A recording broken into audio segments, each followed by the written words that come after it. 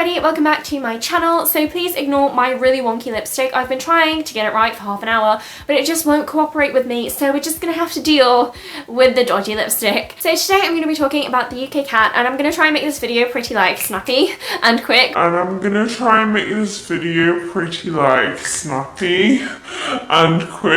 Because number one, I don't have time right now, and number two, my last video was 20 minutes long and I don't really think people want to sit through that, so...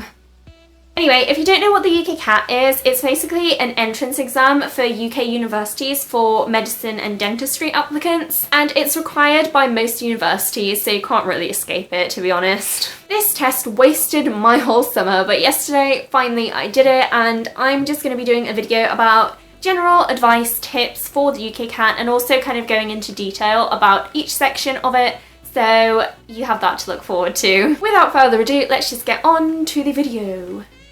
First off, I'm just going to talk through my scores because why not? So if you're unfamiliar with the UKCAT, you basically have 5 different sections. So you have verbal reasoning, decision making, quantitative reasoning, abstract reasoning, and situational judgment. The way in which the system works is that they convert your marks to a score, and it's between 300 and 900, and then situational judgment is in bands, so you have band 1 to 4, 1 being the highest and 4 being the lowest. So with that in mind, I got 610 in verbal reasoning, which was a disaster, by the way.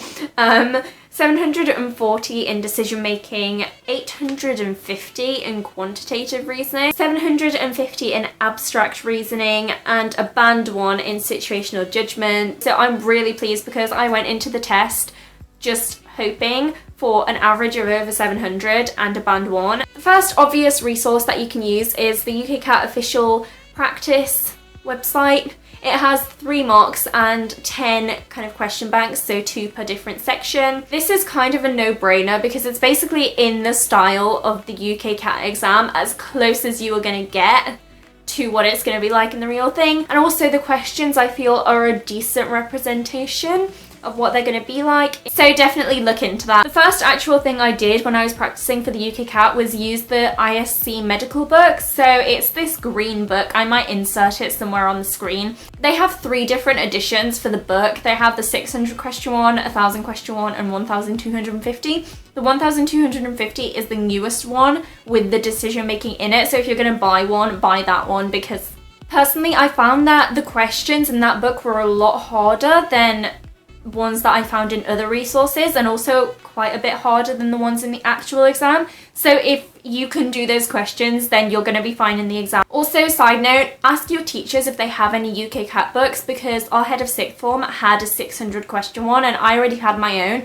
so I didn't need it. But if you don't want to buy your own, ask them and they might have one, and then you don't have to pay for it. My favourite resource was Medify, and this one is slightly more expensive. It's £40 for a month. But seriously, I owe my success to this website. It's obviously on the computer, so you get that kind of feel for using the calculator, and you get a feel for how the questions will be laid out. But it's also just, they give you such detailed feedback about why that answer is that answer, and they just have so many questions. They have about 4,000. Lastly, one that I didn't really like so much was the Medic portal. This one is free, so if you don't want to pay for anything, then this is probably your best shot for getting a lot of questions in. But there are some flaws to this website.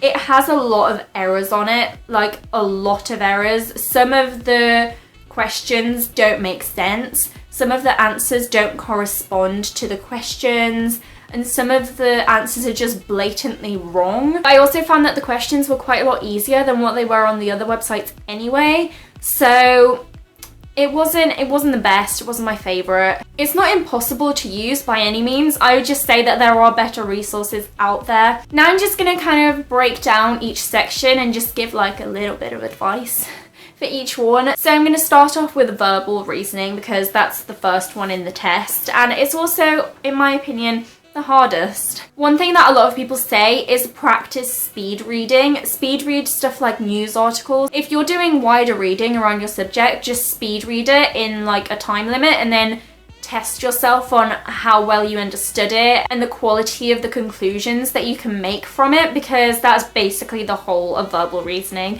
is can you understand a text which you literally have no time to read. And the biggest issue for VR, I feel, is spending too long on one question, especially at the start. If you're stuck between two options, just click one, flag it, and move on, because you do not have time. If you have time at the end, go back to the flagged ones, but if you don't, at least you've tried to kind of figure out the majority of the questions instead of guessing like 10 of them, like I did. So moving on to decision making, aka the section which I progressively did worse in my practice, and then somehow managed to come out with a half decent score. For this one, it was definitely a shock for me when I was doing my practice and I did the official UKCAT question banks, and the questions were like so much harder than Medify. So for decision making, you need to look at the UKCAT website. There are certain yes/no questions which have like a big massive chunk of text. And keep in mind that for the yes or no questions, I don't know if they actually do partially correct, but in any case, you would only be able to get one of them wrong, and then if you get 2 out of 5 wrong, then it's like incorrect. And that's only 1 mark in the paper, so it's the same weighting as a question which literally requires like 10 seconds to read the statement and decide which one's the strongest argument for it. Quantitative reasoning was my biggest nightmare. It was the worst section by far for me in my practice. I managed to get 500 once, and that was really painful. The questions themselves on quantitative reasoning are really not that hard. Like, I can do those because it's GCSE maths level. But when you have 24 minutes to answer 36 questions and read the actual questions, it's difficult. Skip through all the big massive table questions, because sometimes they have questions where there's a ridiculous amount of text, or it just looks really complicated, or there's like a big table which would take quite long to like decipher. Do the questions which are literally like there's a sentence of text and then it's like convert this unit to this unit, which is basically the whole calculation, and you can do that in like half a minute. Kind of make educated guesses though. Look at the information and look at the options and just think, which one looks the best? Which is what I did. And make sure you leave enough time to be able to go back and guess the other ones, because you may as well try. You have a 25% chance of it being right. Everyone has different methods, so you might want to do the big table questions first, which I don't know why you would want to, but maybe it would work better for you. So make sure you do enough practice to be able to develop a routine for every time you do quantitative reasoning. Also, you need to figure out how to use the calculator, because that thing was the bane of my life. It's literally trying to press the stupid keys. The amount of times that I pressed the wrong key in the actual exam and I had to go back and delete everything and start again was unbelievable. Abstract reasoning was kind of a mixed boat, because some questions I was just like, yes, I can do it, I feel so good. And then some questions I could sit there for 10 minutes and still not be able to figure it out. The ISC medical book for AR was definitely one of the sections that you could visibly notice that it was a lot harder than the actual thing, which is why you should practice those. The main thing for abstract reasoning is just having experience with it. So the more questions you've done for this one especially, the better, because you see more relationships. There is an infinite amount of different relationships between different objects that you can find. So the more practice you do, the more likely you will have seen one of those relationships in a previous question, and then your exam will go so smoothly. More likely than not, you are going to run out of time. So what I would say is, especially for the set questions, because those are the worst, look at the sets and look at the shape that you're given, and just kind of look at the overall frame and just think, which one does it look like it's going to fit in the best? And then just select that one. And if it just doesn't look right, then just select neither. Finally, for situational judgment, this one I got band 2 consistently throughout my practice, and I was very scared that I was just not going to get the band 1 that I needed. But somehow I did. Through your practice, you'll notice that the key issues in the situations, there's not really that many of them. They keep repeating them. It's stuff like cheating and stuff like, should you go and see your supervisor, and like, I saw this person doing a bad thing, what should I do? It's that kind of stuff. And you'll just see a completely recurring pattern of questions, just with slightly different scenarios. Write out key issues that you find, and as you practice, you'll kind of develop a big bank of these concepts, and at the end you can just read over it and refresh your memory. Lastly, I'm just going to give you some general tips for the UKCAT just related to like the test itself. So number one is just don't stress yourself out. This was a big thing for me because I literally had to keep telling myself to breathe. It's not worth stressing over because you're just going to do worse in the exam than you could have if you do stress, especially with the minutes before each section. Calm yourself down and compose yourself and just get yourself in the right mindset, and just keep in mind that after 2 hours it'll be over and you'll be done, and you will never hopefully have to look at the UKCAT stuff ever again. Keep focusing on the positive aspects of the test during the test, so that you're not just in this like big negative downward spiral of, oh my god, I failed that section, now I'm gonna fail the rest of the test. Tip number 2 is gonna be relax the day before. Just do minimal UKCAT stuff. I didn't do any practice personally. I just read over my situational judgment and abstract reasoning notes in the evening. Just let your brain switch off for at least a day, because if you are constantly just doing question after question after question, your brain is going to want to kill you. You're probably going to be just really tired in the actual exam, so just make sure you're well rested also. Number 3 is going to be, on the exam day, do a little bit of practice from each section before you go to your actual test. It's a bit difficult when your test is at 8 AM, but if, like me, your test was in the afternoon, just do a little bit for each section, because that way you can get your brain working and you can, wow, that was fab.